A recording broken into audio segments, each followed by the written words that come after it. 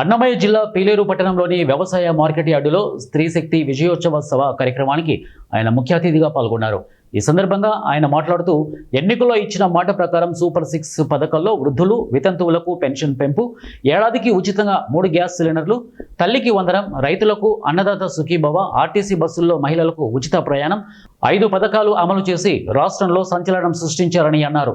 ఇక స్త్రీశక్తి పథకంతో వివిధ రకాల ఆర్టీసీ బస్సుల్లో రాష్ట్రంలో మహిళలు ఎక్కడికైనా ప్రయాణం చేసే వెసులుబాటు కల్పించి మహిళలకు కూటమి ప్రభుత్వం పెద్దపీట వేస్తుందని ఆయన అన్నారు.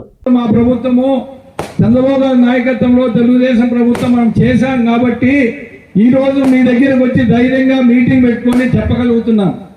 ఈ రోజు ఏదైతే ఎలక్షన్ హామీ ఇచ్చామో తల్లికి వందనం, ఆ రోజు వైసీపీ ప్రభుత్వంలో ఒక బిడ్డకే వస్తామనింది డబ్బు. ఈ రోజు ఎంతమంది బిడ్డలు ఉంటే అంతమందికి మైనార్టీ మహిళలు ఎవరైతే ఉన్నారో వాళ్ళకు చాలా ఉపయోగం.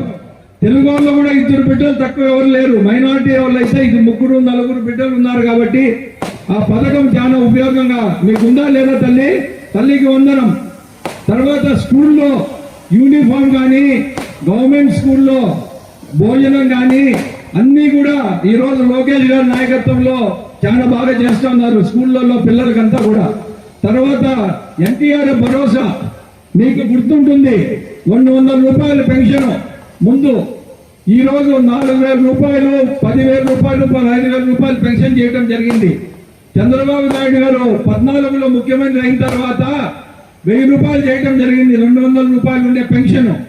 తర్వాత జగన్మోహన్ రెడ్డి 1,000 రూపాయలు పెంచి